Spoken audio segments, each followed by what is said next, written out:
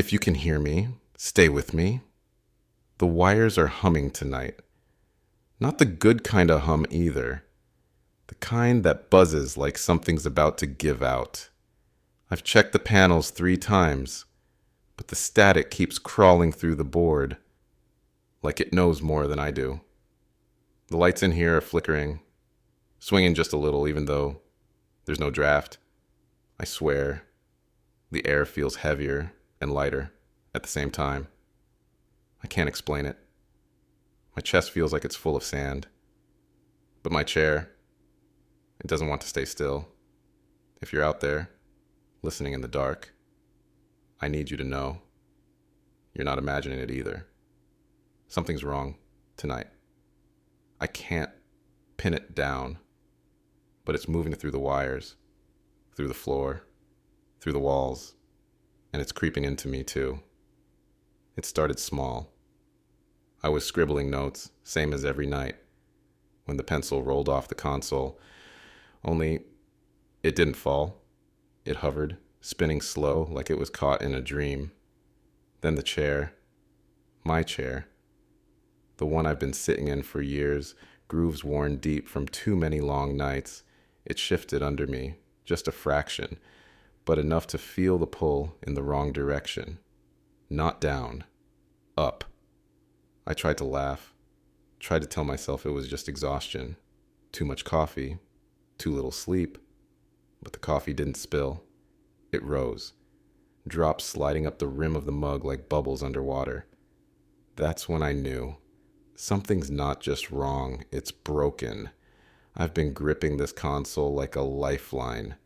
Plastic edges biting into my palms, buttons pressed into my skin. If I let go, it feels like the whole booth might lift off with me inside it. It's strange, isn't it? How habit keeps us steady. My voice in this mic, the hum of the boards, the way the red light glows when I'm live. It's all I've got holding me down. If I pretend hard enough, maybe this is still a normal broadcast. Just me and you, late at night, voices crossing through the dark. But if you're listening, hold on to something, anything, because whatever's happening here, it isn't waiting for us to understand. The reports are already trickling in. A neighbor called the station line before I went live. Said the shelves in her kitchen emptied themselves, glasses sliding upward in neat little rows before scattering like stars. Another voice whispered about the river breaking free droplets lifted from the current, rising higher, higher, until the water hung like a silver thread in the night. I thought they were exaggerating, but now I see it for myself. Dust, just dust, floating in the booth, hanging in the air, shimmering like frost, caught in a pull I can't fight. It's not gravity anymore, it's something else, something unmaking the rules, and if rivers and shelves and dust are giving way, what's next? I'll admit it. There's a part of me that doesn't trust any of this. I keep thinking, what if it's all in my head? What if I've snapped, sitting here too long, in the booth, nights piling into nights? But then the pencil floated. The coffee rose, and now the dust is dancing in front of my eyes. And my headphones, they whispered. A sound, just beneath the static. Not words exactly, but something that wanted to be. I don't know what's real anymore. But I do know this. If you're listening, you're not alone. Even if the sky itself has turned against us, this voice will still reach you. I don't know how much longer the lines will hold, but I swear to you, I'm not leaving this mic. As long as I can speak, you'll hear me. Tie yourself down, wrap belts around chairs, use rope, cord, anything you've got. Anchor yourself to the floor. Don't trust the air. Don't trust the ceiling. The silence outside is heavier than thunder. It presses on the windows like the whole world's holding its breath. If you're listening now, Take my words as more than news. Take them as warning. Take them as prayer. Hold on. Stay low. And whatever you do, don't let go. Because if you're listening, you're still here. It's 12:14 a.m. and I just got the first clear report from the highway. They say the cars aren't holding to the ground anymore. Parked ones first, the kind sitting in driveways and lots, started rocking like restless horses, then slowly lifting. Not a jump, not a leap, just rising, wheels spinning, rubber squealing against air. The asphalt didn't crack, the road didn't move. It was the cars, as if the ground itself said no more. One man swore he saw a bus tilt on its side and hover, passengers screaming through the glass. I don't know if that's true, but the voice on the other end sounded like someone who'll never sleep again. I keep staring at the station lot. My car's out there too. It hasn't moved yet. But if it does, if it leaves without me, I'll be stranded with only this desk for company. And it's not just the roads. The rivers are letting go. A caller whispered through the line just minutes ago, her voice shaking like the wind was inside her chest. She said the water by her town lifted, peeled upward from the banks like silk being tugged off a table. She swore droplets floated above her head, sparkling, not falling back, just hanging.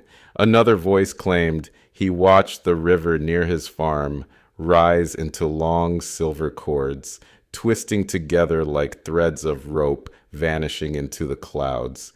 I don't know what's worse, the thought of cars drifting through the sky like metal leaves, or rivers unraveling into the heavens. If you're anywhere near water, stay back. Don't trust its stillness. The ground isn't ours anymore. We've got a caller. Name's Daniel. Truck driver. Been on the interstate since evening. His voice came through ragged, broken by static, but clear enough to understand. He said his rig was full. Boxes of produce, bags stacked high, crates sealed tight. Everything fine until just past midnight, when the truck began to shake. At first he thought it was wind. Then he looked in the mirrors. The trailer door buckled outward, rattling like something was pulling. From above, crates rose, one after another, sliding past each other in the dark. He shouted that he tried to hold one down. It brushed his arm, then slipped through his fingers and vanished. "They're gone," he kept repeating. "All gone. My load. My load's in the clouds." He sounded less like a man losing money, and more like a man losing faith in weight itself. And then the line cracked, his words shredded by static, leaving only the image of fruit and wood drifting away into the black sky. I muted the board after Daniel's call just for a moment. My chest hurt, not from fear, not only fear, but emptiness, like the air was thinning, and each breath carried less than the one before. The silence in this booth is louder than any siren. It presses against my ribs. My hands shake when they're not holding the mic. If you're listening, maybe you feel it too. That hollow weight inside, as if the world is draining out through invisible cracks. I keep wondering if the silence is how it starts, if the stillness is the warning. I didn't want you to hear me break, but I need you to know. I almost did. I've heard things from closer to home, too. Neighbors down the block, people tying themselves to roofs with extension cords, garden hoses, whatever they can find. One family dragged mattresses outside, yelling warnings down to the street, telling strangers to grab hold, to stay low. They say the air is alive, that it pulls harder if you're not braced for it. Someone told me a child floated 2 feet before his father caught him by the ankle. Just a child. Imagine holding your son, your daughter, by nothing more than skin and bone while the air tries to take them. And yet they're still out there shouting, calling out to others. Even in chaos, some voices try to save. It makes me wonder, when my turn comes, who will hold me down? So here it is. The words I'll keep saying until I can't anymore. Tie yourself down. Tie your children down. Tie your neighbors, your animals, your memories to anything that still obeys the ground. Use rope. Use belts. Use your own arms, if that's all you've got. Keep your feet planted. Tie down what you love.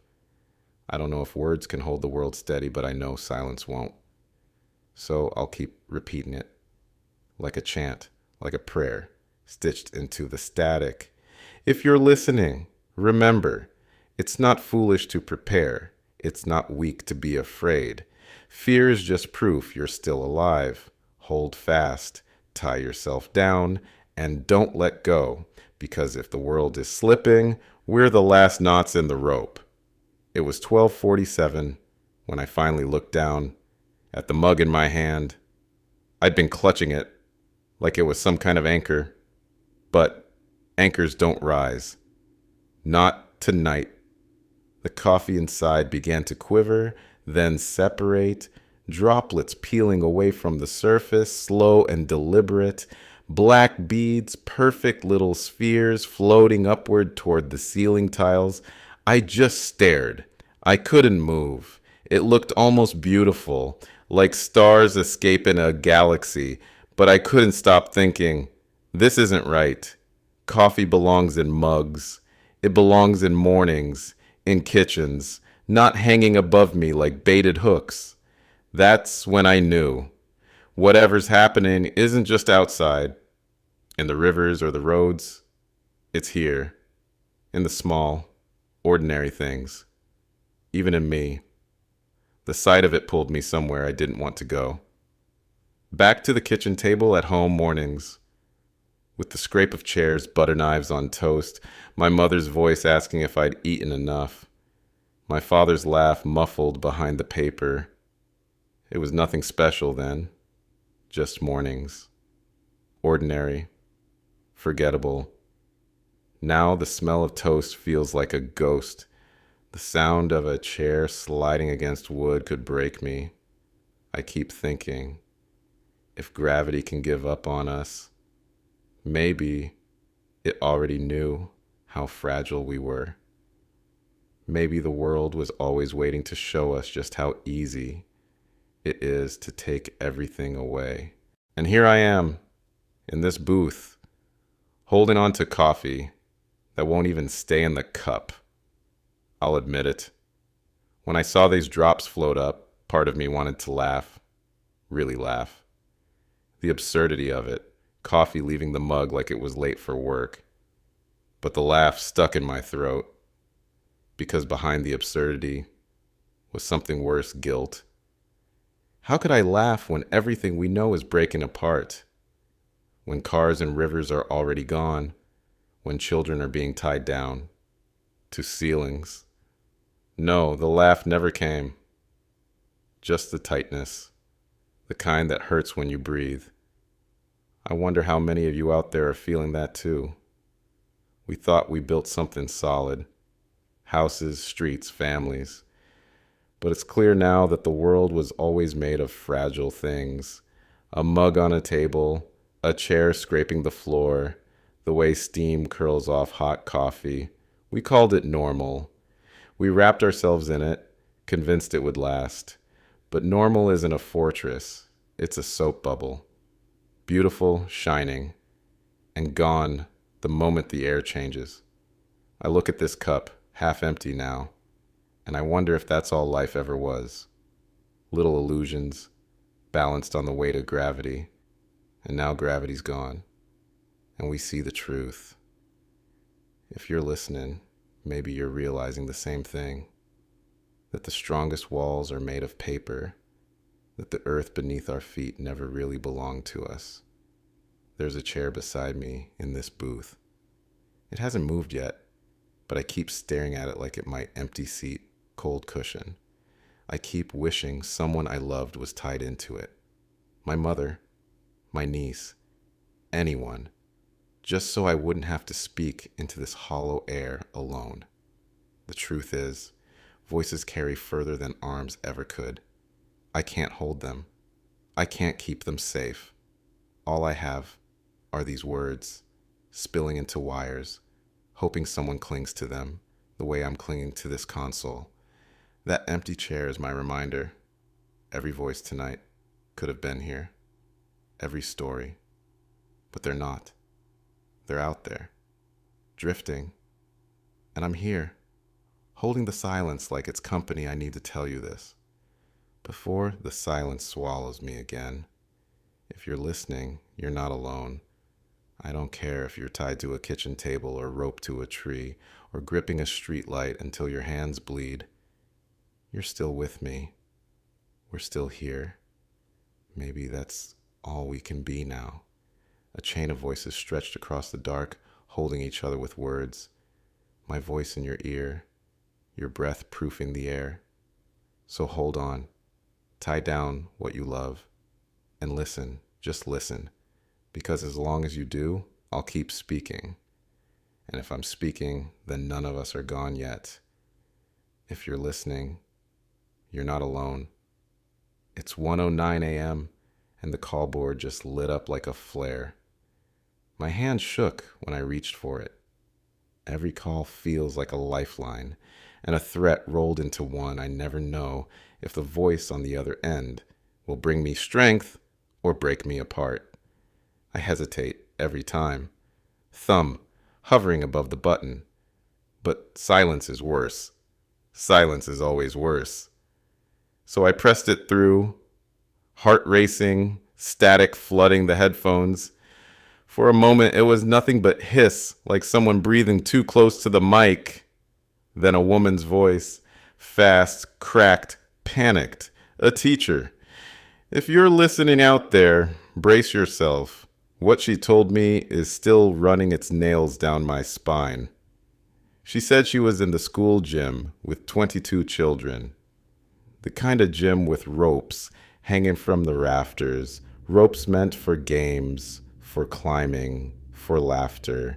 Now those ropes are survival. She said the floor betrayed them, kids lifting from the ground like balloons. Some started screaming, their shoes scraping upward against air. She shouted, ordered them to grab the ropes, to climb. Their little hands obeyed, and now they're clinging like spiders' feet brushing nothing. She told me she tied the smallest ones with skipping ropes around their waists, looping them through the rafters. She kept saying, they're holding the ceiling. My students are holding the ceiling. I could hear the strain in her voice, the echo of children whimpering in the background. She didn't ask for help. She didn't even cry. She just wanted someone to know they were still there. And now I can't unhear it. I want you to picture this with me. Small fingers gripping wood so tightly, the knuckles turn white. Ropes creaking, muscles burning, children who should be home in bed forced to hold on or vanish. That teacher's voice cracked once, just once, when she said one child slipped before she caught him by the ankle. She said his laughter broke into terror midair. I'm repeating her words so you'll remember them, so you'll know what it feels like out there tonight. It's not just science gone wrong. It's children learning what fear really is. I can't stop thinking about my niece. She's 9. Different city, different school. But maybe they all look the same tonight. Gyms turned into cages, classrooms turned into ropes and knots. What if she's clinging to a beam right now, her arms shaking, her little legs kicking against nothing? I can't reach her. I can't call her. The lines won't hold long enough. And even if I could, what would I say? Hold tighter, don't let go, as if words can weigh more than air. The thought is eating me alive. here in this booth, staring at the empty chair beside me. My niece could be floating, and all I can give her is static and breath. I'm trying to hold steady for you, for everyone listening, but my voice keeps cracking. It's not the equipment, it's me. I don't want to cry on air. I don't. But fear has a sound, and it's lodged in my throat. It's alive. It's breathing with me. Maybe you can hear it. The tremble between words. The silence that takes too long to fill. That's me, fighting the part of myself that wants to collapse, but I can't. Not yet. Not while you're still listening. I've heard whispers from the playgrounds too. Parents tying their children together with jump ropes, weaving nets of knots around swing sets and monkey bars. One voice swore she saw a whole row of kids strapped down with belts, their parents standing over them, shouting prayers, trying to drown out the wind. The playgrounds, places meant for joy, for sunlight, now turned into spiderwebs of desperation. Maybe it's rumor, maybe it's truth, but it doesn't matter. Even if it's a story passed along, it carries the same weight as the real thing. Because we all know it could happen. We all know it is happening somewhere. If you're listening out there, hold on with your hands, with your teeth if you have to. Tie yourself to anything that still touches the ground. I say it not because I know it will save you, but because maybe hearing it in your ear will make you grip a little harder, breathe a little longer. If you're listening, hold on. An emergency broadcast cut across me mid-sentence. Shrill tones, high-pitched, drilling straight into my ears. Then a fractured voice, official, metallic. Citizens are instructed to secure anchor points, avoid open areas, tie down. The signal sputtered, stuttered, broke words scattered like broken glass. Upward drift, casualties, stay, tied. And then silence. I sat frozen, headset buzzing, the echo of alarms bleeding through from somewhere outside the building. I don't know if you heard it as clearly as I did. I don't even know if it reached beyond these wires. But if you're listening, do what you can. Don't trust the ground. Don't trust the air. It's 1:32 a.m. when the sound hits. Sharp, high-pitched, drilling straight through my headphones. Not static, not the hum of loose wires. A siren, thin and piercing, like it was meant to cut through bone.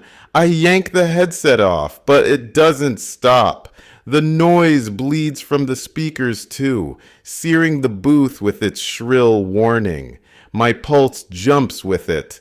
I know what's coming. An official interruption government feed. It feels heavier than any voice I've carried tonight. Like someone else just took over the air. I was barely holding together. If you're listening, you probably hear it too. The sound that tells us even the ones in charge don't know how to hold the ground steady. Then it arrives, a voice beyond mine, clipped, urgent, low on comfort, and high on command. All citizens are instructed to secure themselves to fixed objects. Use rope, belts, cables, or heavy furniture. Do not remain in open areas. Repeat, do not remain in open areas. The voice is flat, ironed clean of fear, but it's trembling at the edges if you listen long enough. I wonder what room that announcer is in, what cords he tied around his waist before leaning into the microphone. The feed keeps hammering. Tie down. Brace yourself. Conserve movement. Await further instructions. I don't know about you, but it chills me more than the silence did. Because when the officials start repeating themselves, it means they've run out of words. I find myself whispering along with it, repeating their orders like footnotes in the margins of scripture. Tie your waist, tie your wrists, anchor your children, anchor your breath. I keep adding what they don't say. Don't trust the ceiling. Don't trust your own weight. Trust only what stays still. My words overlap theirs, a prayer tangled with an order, turning the broadcast into something between ritual and plea. Maybe that's all a broadcast is in the end, a way to turn fear into instructions. Halfway through, the voice begins to shred. Anchor yourselves, then static. Structural collapse, then nothing. Failure of systems. The sound phrase like an old rope snapping under strain. Each missing word feels heavier than the ones we hear. Do not repeat. Do not. And then silence again, filled only by static scratching at the edges. I grip the mic tighter, waiting, hoping the voice will steady, but it doesn't. Every phrase is broken, like the orders themselves are being pulled apart by the same force lifting cars, rivers, children. If the ground is unreliable, now the instructions are too. I'll admit something I shouldn't. When the voice broke apart, I grabbed the nearest cord. It was just an extension cable lying across the floor. I looped it around my waist and tied it to the console leg. I told myself it was just to demonstrate, just to prove the orders out loud, but that was a lie. It was fear, pure fear, and I hate how quickly it took over. For all the voices I've carried tonight, I couldn't even carry my own without a knot of rubber and wire holding me to this booth. The voice flickered back in, not steady, ghost-like. Gas leaks reported, avoid. Water sources compromised. Gravity surges may. Each fragment lands heavier than a full sentence would gas. Water, surge. Words dropped like stones with no explanation to follow. It's worse this way. Hints of danger without the full picture, like shadows moving behind a curtain you're not allowed to pull back. I repeated them anyway. Gas, water, surge. My voice trembling as if saying them aloud might warn someone, anyone, but all it did was make the booth colder. Then the feed died completely, and outside the glass, through the cracks in the soundproofing, I heard them sirens.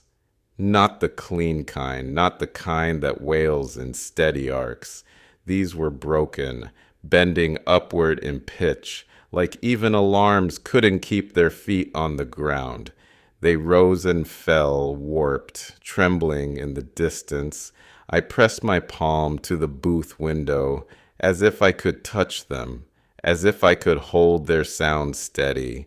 If you're listening, you might hear them too, faint, crawling in through the air.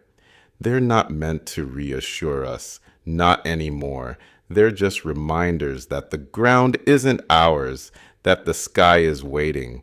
It's 1:58 a.m., and the rumors are already circling like vultures, whispers from the airports, from the runways.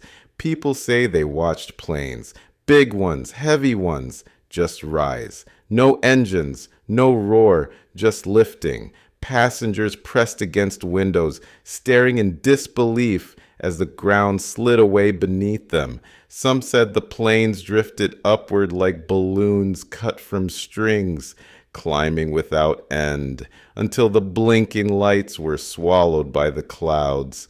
One voice swore she saw luggage tumbling out of the cargo hold, suitcases breaking open midair, shirts and shoes scattering like confetti. No engines, no wings flapping, just the air itself saying, mine. And once the sky takes something, it doesn't seem to give it back.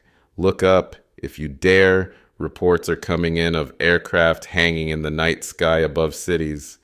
Not moving, not drifting, just suspended. Lights blinking in perfect rhythm, but unmoving, like candles pinned to black velvet. People say they've been watching for hours, waiting for them to descend, but they never do. Imagine going outside for a cigarette, or leaning out a window to breathe the night air, and there above you, a frozen fleet, an entire sky full of shadows that never land. One man in Chicago said there are at least 7 planes stuck above the skyline, stacked at different heights like beads on invisible wires, and he swore he could see passengers pressed against the windows waving down, but none of them can get back to us. It doesn't end in the skies we see. Unverified chatter says satellites are breaking orbit, but they're not burning up, not streaking fire through the atmosphere like they should. Instead, they're stopping, hanging low, glowing fragments, pieces of metal, pieces of the future we once built, suspended above neighborhoods, casting strange halos over empty streets. They're meant to fall. That's the law. They fall, they burn, they vanish. But not tonight. Tonight, the sky hoards everything. I took a call from a pilot. His name was Marcus. He said he's been in the air for almost 7 hours, circling, circling, circling. His plane won't descend. Every time he tries, the controls fight him. He pulls the nose down, but the ground doesn't get closer. It just stays, unreachable, as if the earth itself pushed him away. The fuel gauges are sinking. He said the cabin is silent now. No one talking, just the creak of seats and the hiss of air. Passengers staring out into endless night, their reflections watching them back. He kept asking me if anyone else reported the same thing. If anyone knew how to land when the sky won't let you. I had no answer. His voice broke when he said, "I can't hold this pattern forever." And then he went quiet. I keep hearing it, even after the line went dead. The breath in his voice. That ragged edge you can't fake. He wasn't just a pilot reporting trouble. He was a man already halfway gone, speaking from the edge of something none of us can name. There was resignation in the pauses, in the way his words slowed at the end, like he already knew the sky had claimed him. And I can't stop wondering if his plane is one of those shadows above us, blinking but unmoving, carrying souls that can't come home. The problem is, I don't know which stories are true anymore. Planes rising from runways, shadows frozen above cities, satellites hanging like ghosts, a pilot circling into exhaustion. Maybe all of them, maybe none. The lines are flooded, the air thick with voices.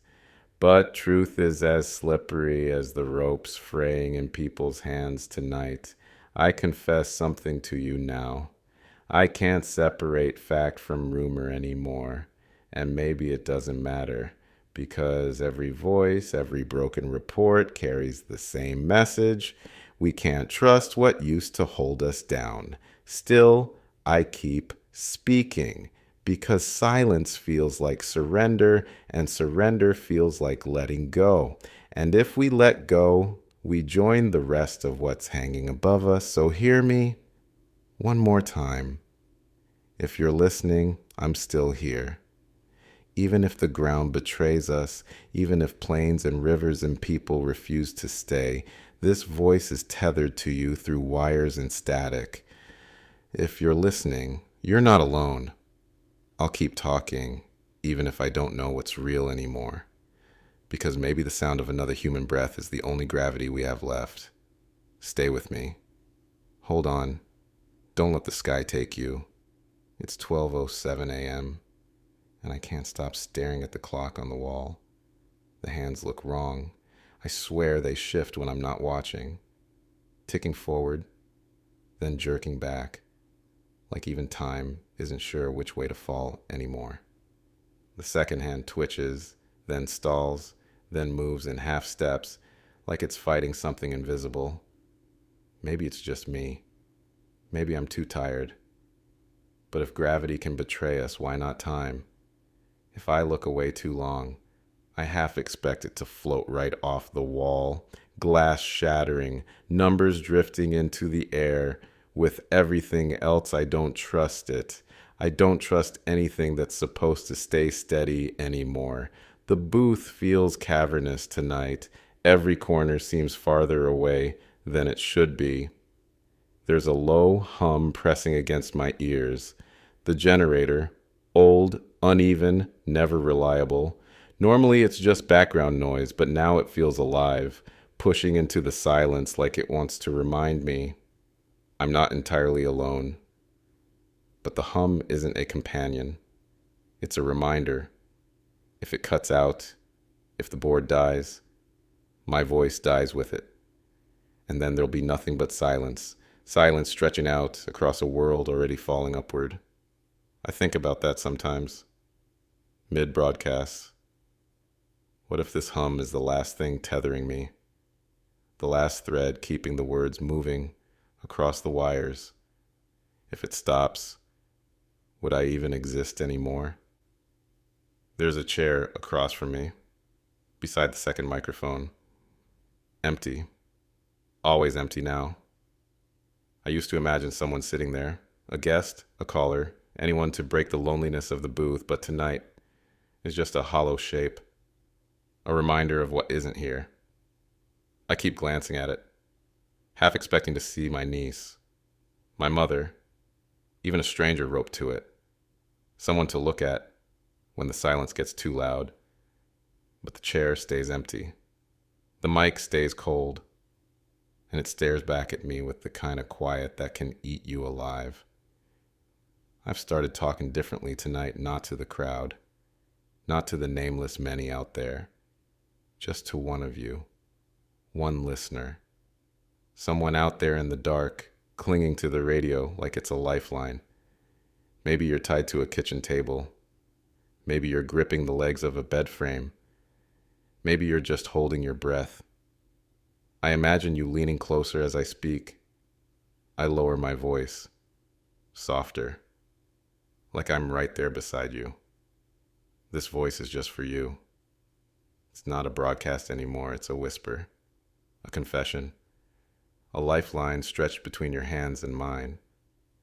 Because sometimes it only takes one person to make the silence bearable. I need to tell you something. The truth. I'm not just speaking for you, I'm speaking for me.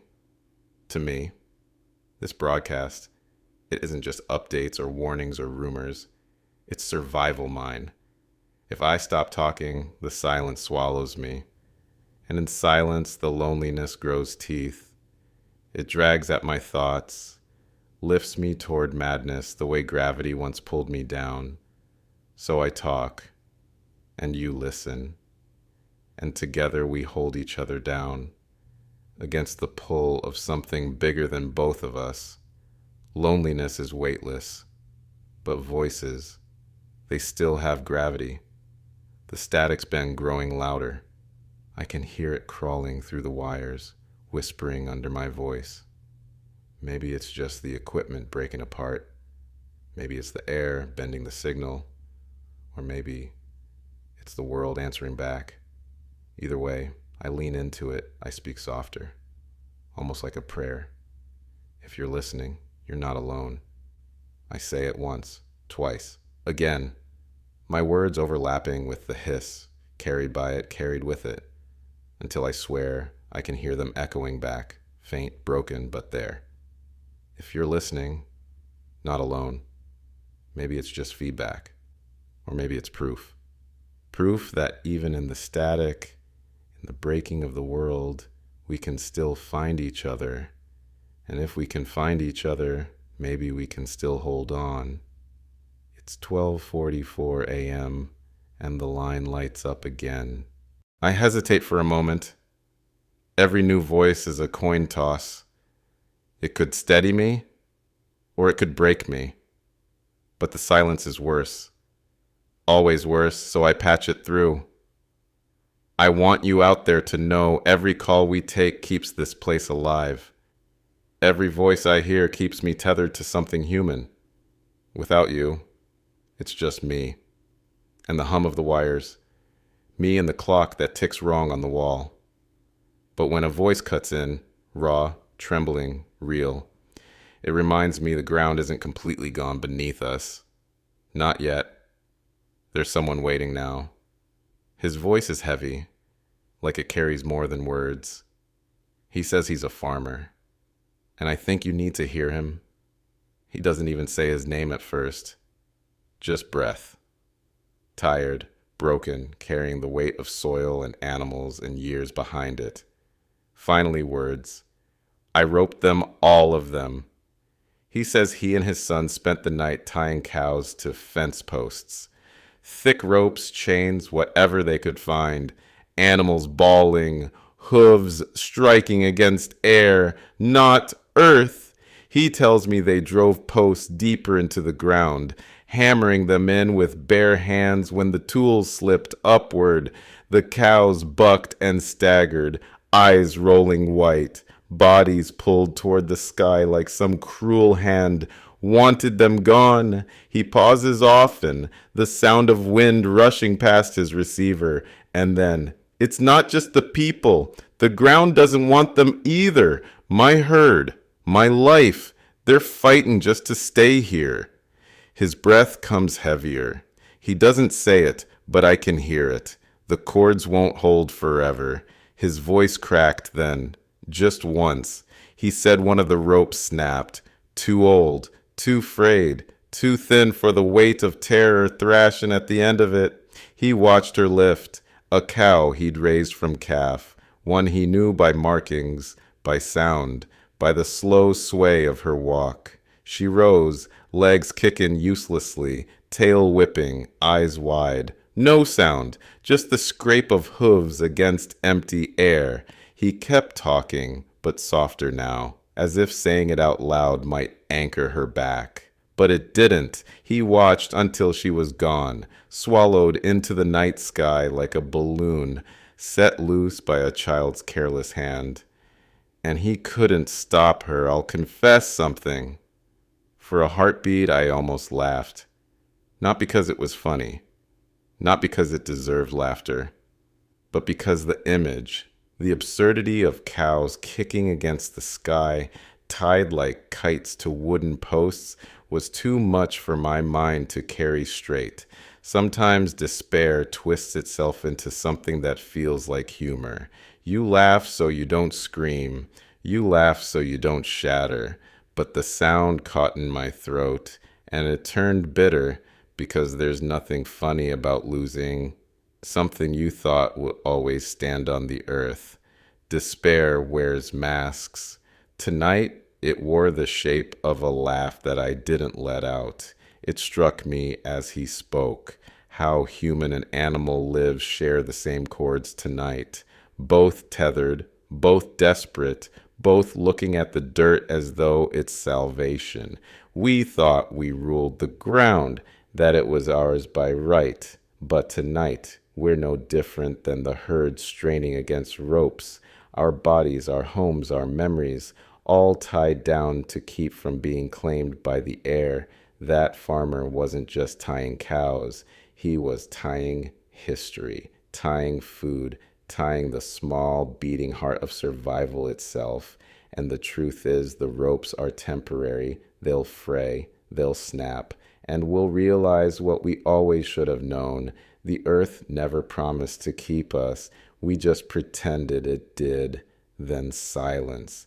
The farmer's voice faltered mid-sentence, and the line went quiet. No static, no breath, no wind, just nothing. I don't know if he dropped the phone or if the sky finally took something else, but I know what that silence feels like. So I spoke into it. I told him, told all of you, that I know what it's like to lose something you thought was tied down, a chair at a table, a voice on the other end, a promise you thought would hold. Silence can be heavier than any rope. And tonight, it's everywhere I ended it the only way I know how. If you're listening, I told him, told you, told anyone still awake in this broken night, tie down what you love. And then softer, because it's all I have left.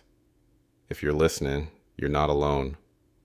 The words felt different after his story. Not just a mantra anymore, but a kind of field work.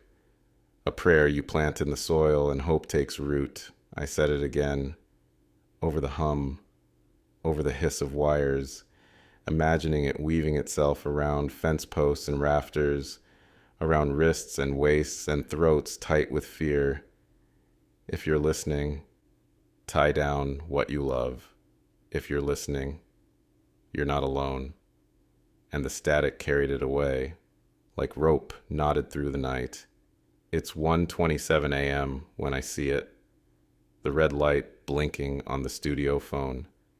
That tiny pulse, steady, patient, impossible to ignore. Voicemail. Even now, even with the wires fraying and the air itself turning against us, messages are still finding their way through. Little capsules of breath and fear, preserved in plastic, waiting to be heard.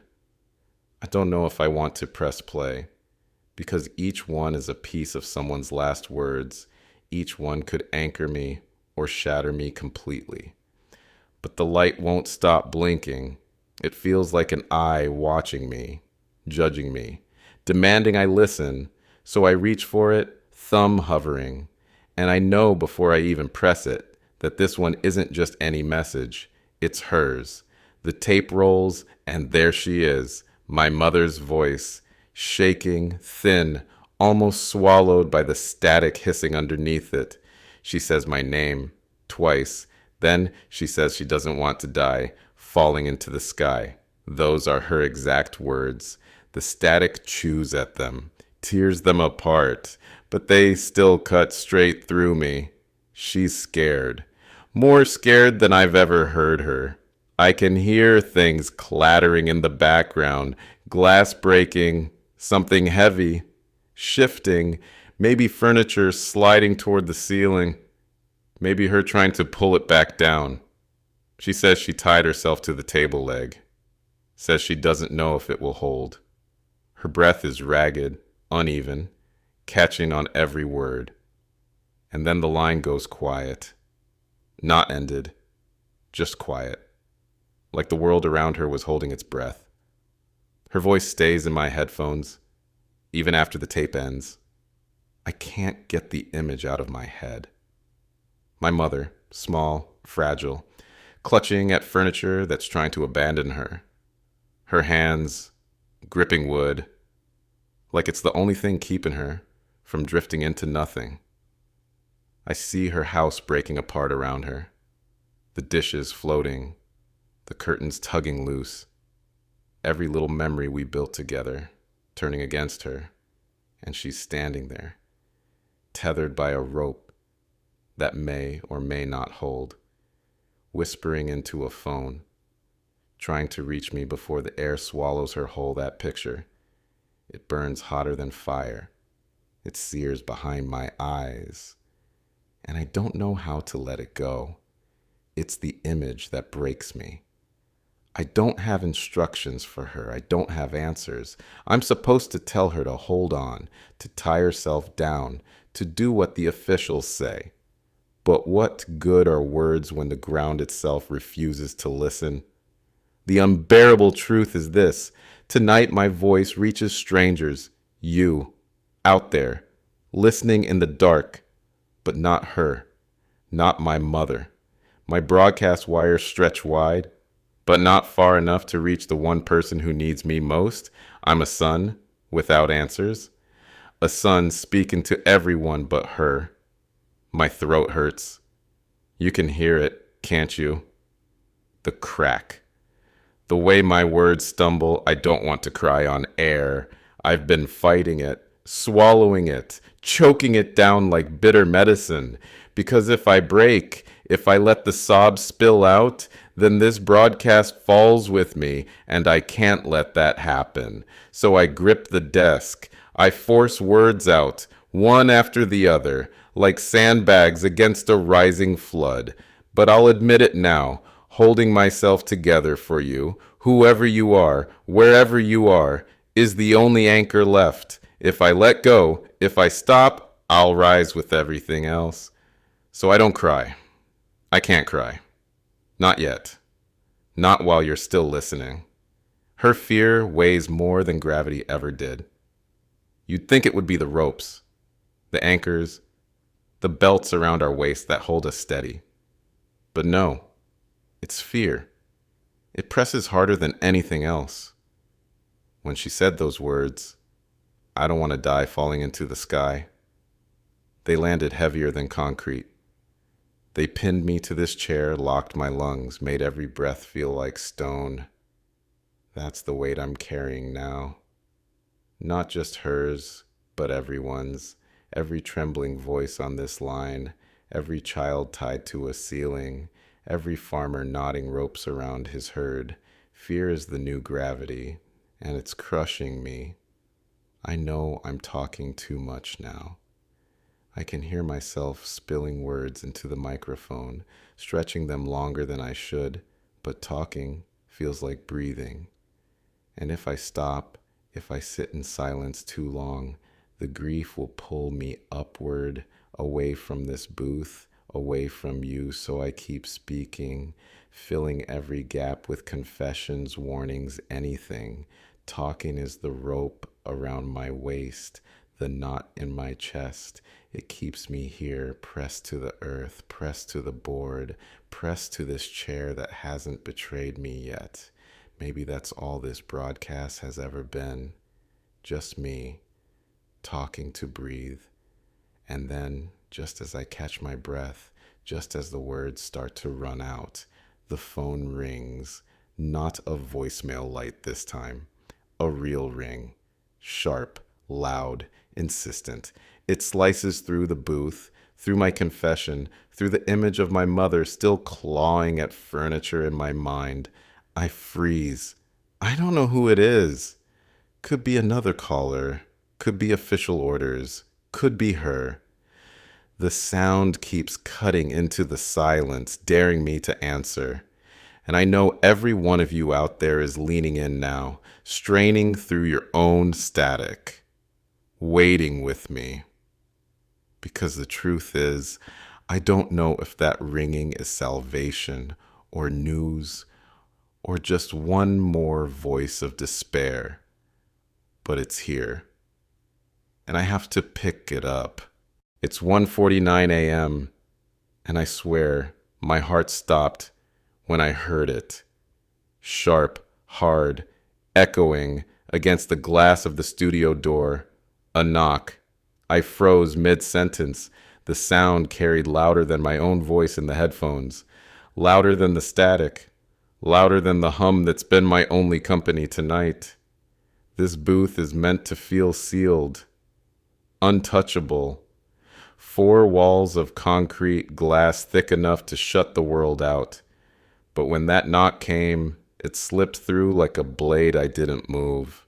Just sat here with my breath caught in my throat, staring at the shadows beyond the door. No one should be here. No one should have made it this far. And yet, someone knocked. I leaned closer to the microphone then, whispering. My own breath fogged the mesh. I told you, out there, that I didn't know if it was safe. I still don't. The silence between the knocks feels heavier than the knocks themselves. Each pause presses down, like a hand against my chest, waiting to see what I'll do. Do I answer? Do I ignore it? Do I sit here pretending the glass is stronger than loneliness? I don't know. But I know this.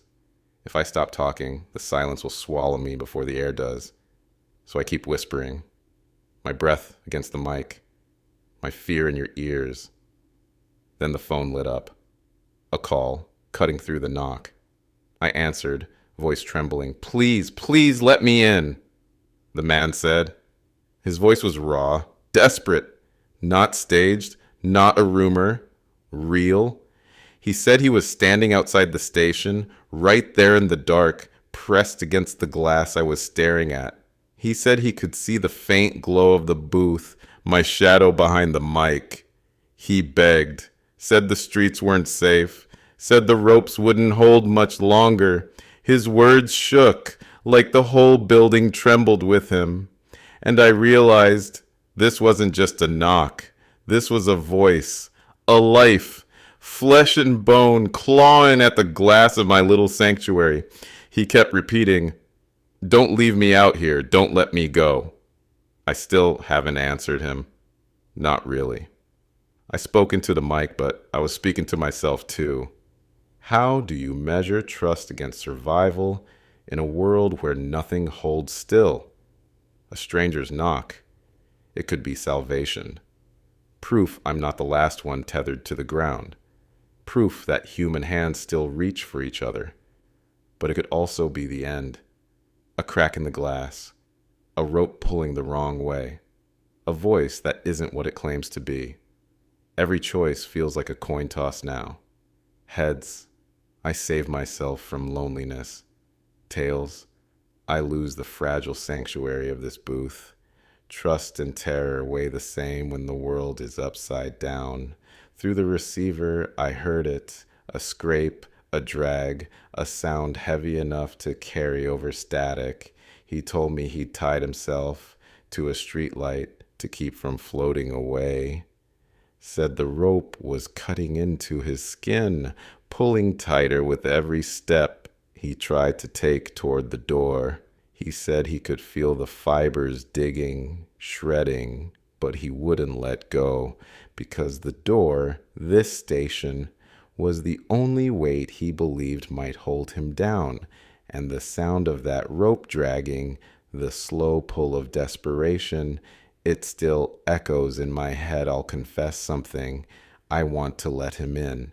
I want to hear another voice in this room, not just mine, echoing back against static. I want someone across from me in that empty chair.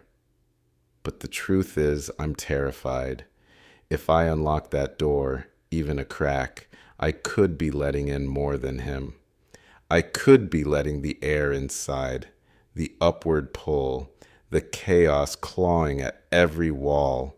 I sit here with my hand trembling over the console, imagining what it would feel like to hear his footsteps crossing the room. And then, imagining the sound of everything else untying with him, then his voice fractured, the line twisted, hissed, split apart. His words came shredded, caught between syllables. Help! Static. Cold. Static. Please. Each fragment hit harder than a full sentence. I leaned closer, straining, begging the wires to hold him steady. But they didn't. The words scattered, swallowed, leaving only the hiss, only the sound of the air itself eating him alive. I called his name, except I never knew it. I called anyway, over and over, into silence. And now, all that's left is the knock echoing in my skull, the ghost of a voice broken by static. I don't know if he's still out there. I don't know if I'll open the door. But the silence feels heavier than the glass. It's 5:11 a.m., and the first light is here. But the sun doesn't rise the way it used to. It doesn't fall across rooftops, doesn't spill onto the ground. Instead, it clings. The light bends strangely, catches on objects hanging above the streets. You can see the glow on a bicycle frozen midair, on a stop sign hovering just beyond its post, on droplets of water that refuse to fall back to earth. The dawn looks like it's been caught in a net, caught and stretched, bending around the debris that refuses to come down. I used to think sunlight was steady, untouchable, but this morning, even the light seems to hesitate. Even the day itself doesn't know where it belongs. I look up, and it's a graveyard now.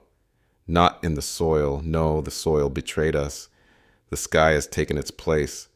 There are rooftops hanging, shingles torn away, bricks drifting like feathers, bicycle spin wheels with no riders, a dog God help us, suspended with its leash taut, whining into the air. The sky isn't heaven anymore. It's a junkyard, a graveyard, a place where the living and the dead dangle side by side, caught between earth and nothingness. Someone told me they saw a coffin ripped from the ground, wood splintered, body adrift. The air doesn't care what it takes. I keep thinking, maybe we built our graves in the wrong place. Maybe the sky was always waiting for us. If you look up long enough, it doesn't feel like a ceiling. It feels like an open mouth. Reports trickle in from the east, unverified, desperate, but every voice tonight carries weight. They say whole buildings are tilting upward, walls stripped bare as if peeled by unseen fingers. Families cling to door frames, shouting warnings to neighbors already gone. One caller claimed she saw her neighbor's entire apartment block leaning, groaning, until furniture slid through shattered windows, rising piece by piece into the dawn. I don't know what's true anymore, but I know the fear in their voices, and fear rarely lies. Then, through the crackle, a voice unlike the others, clearer at first, more controlled. He said he was an astronaut. His name blurred and static, but the word carried enough weight. His breath was ragged, words tight, but he spoke fast, urgent.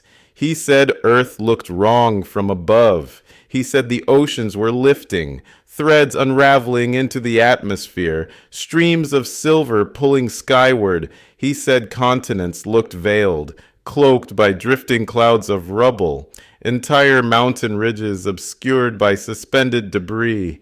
His voice shook when he said he could see the curve of the world breaking. It doesn't look round anymore, he whispered. It looks torn. And then silence. The line died mid-sentence. No goodbye, no cut-off click, just silence. I stared at the console, waiting, begging for his voice to come back. But nothing. I whispered into the mic that it felt like listening to a ghost falling out of the sky. A man too high, too far gone, speaking his last words into wires that may never reach anyone. It left me cold. Not just because of what he said, but because he proved the truth. This isn't local. This isn't one city. This is the whole world tearing upward, and he saw it end from above. I keep thinking about what he said, about what we built towers, planes, satellites. We thought we owned the air, thought the sky was ours to conquer. We pushed higher, louder, prouder, always believing gravity was loyal, always believing the ground was ours to return to. But pride is heavy. Pride is what pulled us upward first. Maybe the earth got tired of us, tired of holding us down when we refused to stay humble. Maybe this is the planet's way of letting go, of saying, you wanted the sky so badly, take it, choke on it. The weight of arrogance isn't measured in stone or steel. It's measured in how far we fall when the ground finally refuses us. And tonight, we're not falling down. We're falling up. The horizon is brightening now, warped by floating debris. It doesn't look like a sunrise. It looks like a wound spreading open. And I'm sitting here, voice trembling, trying to tether myself with words. If you're listening, you're not alone. I'll say it again, softer against the hiss. If you're listening, you're not alone. Because maybe that's all we can do. Tie ourselves with syllables, with breath, with voices stretching across wires that might not hold. If the world is tearing upward, if the ground has betrayed us, then maybe this refrain is the last rope we have. So hear me, against the horizon, against the breaking light. If you're listening, you're not alone. It's 6:03 a.m. The sky outside the booth is pale. Dawn stretched thin, and I can see the light pressing against the glass. And then The line cracks open, static sharp enough to sting my ears, but beneath it, a voice pushes through. It feels fateful, like the world chose this moment to give me someone else's breath, someone else's story, right when the light was getting too heavy to bear. I tell you now, whoever's listening, this isn't just another call. I can feel it in my bones. This voice is carrying something heavier than even gravity can hold. He says his name once, but the static eats it. Doesn't matter. The tremble in his words tells the whole truth. He says he has 2 children. He tied them to a tree, bed sheets, rope, anything he could find. Says their small hands cling to the bark like it's the only thing left of the world. He tells me their feet don't touch the ground anymore. That when the wind shifts, their bodies lift just slightly, like the air is testing its grip on them. I can hear him choking on his own words. He says the bark is rough, says their fingers are raw, says he keeps telling them not to let go. He isn't calling for advice. He's calling because he doesn't want them to vanish without being spoken of. He wants their voices tied to mine, to you, to anyone listening. His voice breaks when he admits the knots are loosening. The bed sheets stretch and creak like tired lungs. The branches of the tree groan, roots straining against a pull. No root was ever made for, he whispers. I don't know how long I can keep them tethered. I don't think he's talking about the tree anymore. I think he's talking about himself, about the strength in his arms, in his voice, in the fragile hope he's wrapping around his children like rope. There's a kind of silence that follows truth. This is that silence. It swallows the booth whole. Out of nowhere, he pauses, and he thanks me. Not for saving him, not for saving anyone, but for speaking, for keeping voices alive when silence feels like death itself. He says, your voice makes the ground feel closer, even if it's just for a moment. I almost dropped the mic because gratitude, in a world where ropes are slipping and children are screaming into the wind, feels like a knife. It cuts deeper than any silence I try to answer. I try to shape words into comfort, but nothing comes. My chest feels tight, lungs locked. All I manage is his name, or what I think was his name, half-formed, swallowed by the hum of the console. What use is my voice when the knots are fraying in real time? When bedsheets stretch like skin about to tear? I stammer into the mic, whispering nonsense, broken syllables. Apologies, I tell him I'm here. I tell him I hear him. I tell him he's not alone. But the truth presses against me harder than the dawn. Words can't hold children to trees. Words can't anchor bodies against the sky. And yet, it's all I have to give. Then, through the crackle, I hear them. Not words, just sounds. Small voices calling for their father. Not panic screams, but soft, thin calls. The kind a child makes in the dark when they're not sure the world is listening. Those sounds are more than I can bear. They slip through the line, seep into the booth, and I find myself gripping the microphone like it's the last rope left in the world. Because if I let go, they'll vanish. Not just for him, for all of us. And then it happens. His voice steadies for just a moment, the way a man's voice does when he knows he has no more chances to speak. He says, hold them close if you can. And that's all. The words stretch thin, fray into static, then tear completely. The line is gone. I'm left staring at the board, mouth open, no sound, and I whisper, into the silence, into the wires, into the broken dawn. If you're listening, you're not alone. I don't know if he heard. I don't know if anyone did. but I keep saying it. Softer, slower, until the hum of static swallows even me. It's 6:41 a.m., and I swear the studio feels smaller.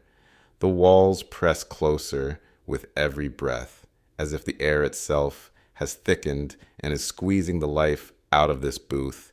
Every word I force into the microphone drags against my chest. My lungs fight me for space, as though the simple act of breathing is an offense against this new sky.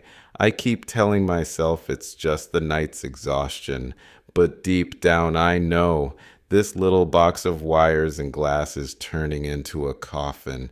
And yet I keep talking because silence would mean I've already surrendered, and I'm not ready to let go.